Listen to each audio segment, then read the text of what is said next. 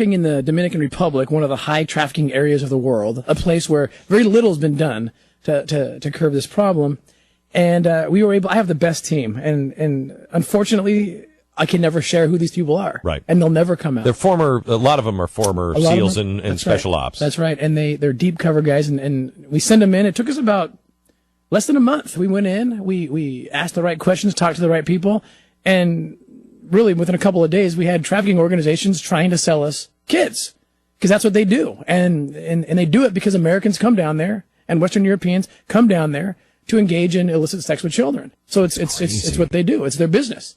And no one's ever stopped it. No one's ever impeded their business until a couple weeks ago. And we negotiated with 3 different organizations, 8 traffickers in total. They put them all on a bus that we controlled so we could, for the safety of the kids. And this bus is full of kids, and average age about 12 years old. Bring the kids to the house that we had rented, the party house, and they think they're gonna sell these kids to us. We have a bunch of guys posing as these American sex tourists.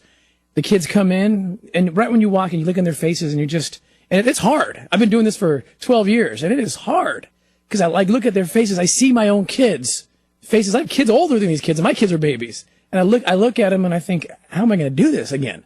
I've got to let them talk to me about horrible things. And I told you yesterday on the show, it's like sitting at the auction block in 19th century America, at the slave auction block. And they're trying to sell these children to us, and not just to work for us, but so that we could rape them.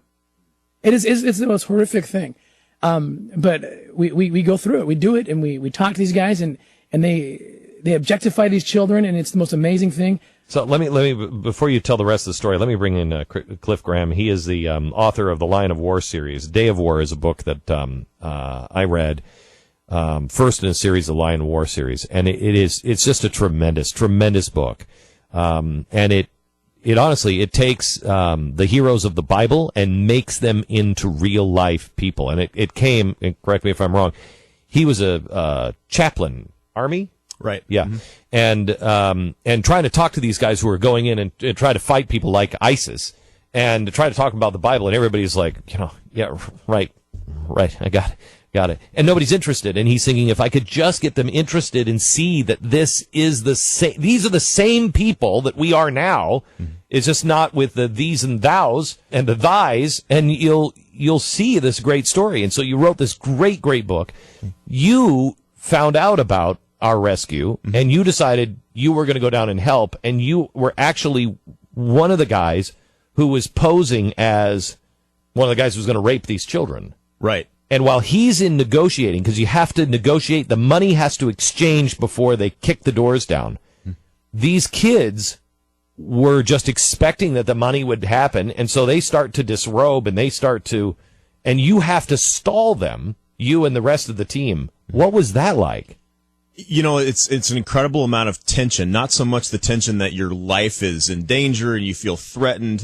Tim and the guys were so professional and took all the precautions in the world against that. But you realize that if you don't keep this ruse going, the mission could fall apart, and they could smell a rat and yank everybody out of there. So you have to delay. And you've got these girls that are, 12, 13 years old, and they're trained to walk in there and start taking their clothes off to taunt you and to tease you and basically drive their value up. So while Tim's in there haggling, we're out there supposed to be, enticed by this.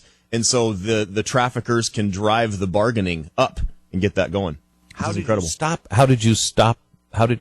Because as you said, not only the deal goes awry, it's wrong, wildly uncomfortable, but if you are trying to slow it down, somebody is going to smell a rat. Were they watching you? Were the handlers watching? Yes, like hawks. In fact, right. There's one point we had we had this trick with beer. We looked like we were drinking beer, and one of them, one of the traffickers that had come outside was asking for one, and so I was no, and then he reached over and he realized that I'd put Red Bull inside the bottle instead of actual beer, and when he held that up to his mouth and took a quick sip, he looked at me like, what is this about? And I really thought, oh my gosh, I've just ruined everything.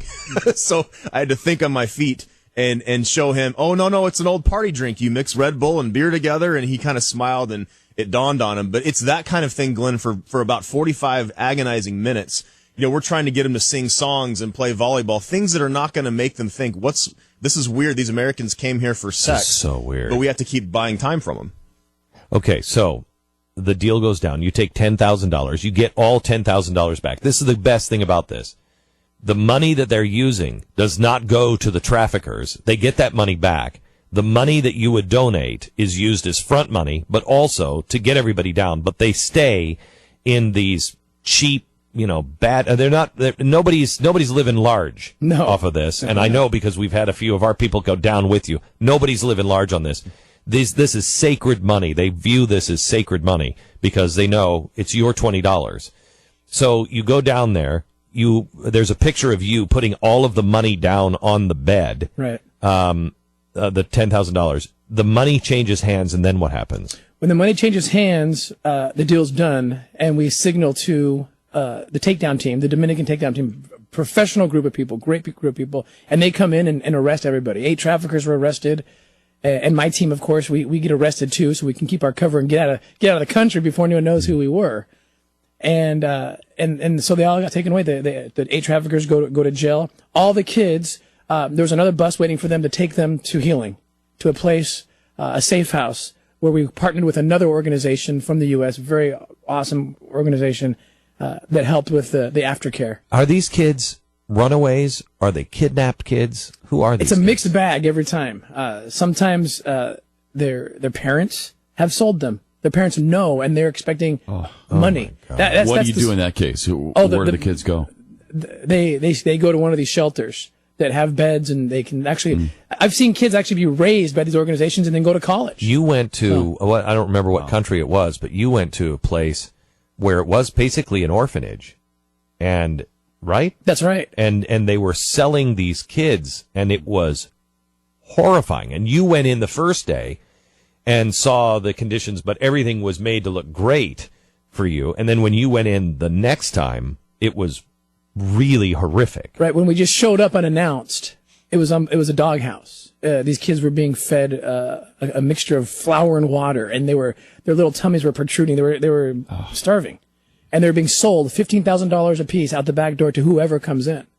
And this was in Haiti, big market down there. A lot of it's slave labor. They sell these kids, and they become labor slaves, and we were able to go in and buy with the Haitian authorities and save all those kids, pull them all out. 28. I was walking. I told this story yesterday in my office when you were there, but I was walking in the streets of Nantucket last week, and I thought of you because I walked by a house that had a sign on it, and it said "Home of so and so, first female abolitionist in Massachusetts," and I thought of you. Because I thought of the auctions that are still going on. We think we've eradicated slavery. Slavery is still happening. We had a story yesterday about the 14,000 English girls that are sold into sex slaves by the really wicked Muslims that are just viewing women if you don't convert. We can do anything we want to you. We're not even paying attention to these things. And you're actually going in and changing that.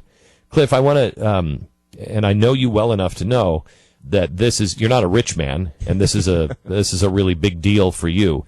Today, if anybody buys your series, do you have to buy it any place, or is it just online? There's a specific place. They can text 51400 for information, or go to my website, cliffgraham.com, and we have the Abolitionist Bundle, where for the next 24 hours between now and 24 hours from now, 100% of the profits sold on that website from that bundle will go to fund an OUR rescue mission. It's $25 a bundle that we can and let me tell you something. It is so worth just donating $25. This is some of the best money you'll ever spend. I am telling you, the blessings that you will receive. I don't believe that, you give, I tithe and I'm suddenly going to have magic money. Sometimes it works out that way, sometimes it doesn't. But I do believe that when you give, you are blessed. How you're blessed, I don't have any idea. But you will be blessed. There is nothing we can do today, nothing that we can do that I think is more important and that will bring more blessings to us as people, as a society, as a family, as a country, than saving children from absolute evil. And you can do that. So go to cliffgraham.com if you want to get the Day of War series. Really tremendous book, well worth reading, especially if you're somebody who's like, I don't know, the Bible is so... Read this, because it's actual war stories, and it's tremendous for guys. Or you can go to OURrescue.org and just find out all about it, do your own homework, find out if this is something that you believe in. I will tell you that we have given... Mercury One has given.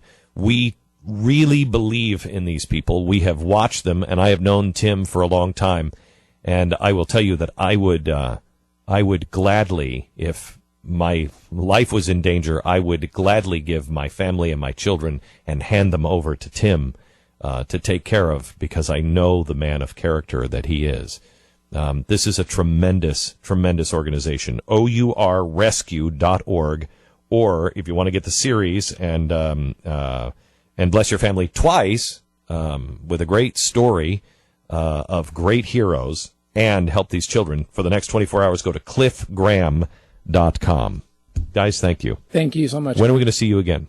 Whenever you invite us back. Tomorrow. You're welcome anytime. Every time that you guys, I get your text messages, T-minus X number of hours before we go in, and those make my stomach sick all day long because I worry about it, and mainly because I think the first time you did that, it didn't work out. That's right. And I was so excited, as you were, to hear the stories of these children that had been released, and it didn't work out. And I know how you felt because I know how I felt, and you must have felt much worse.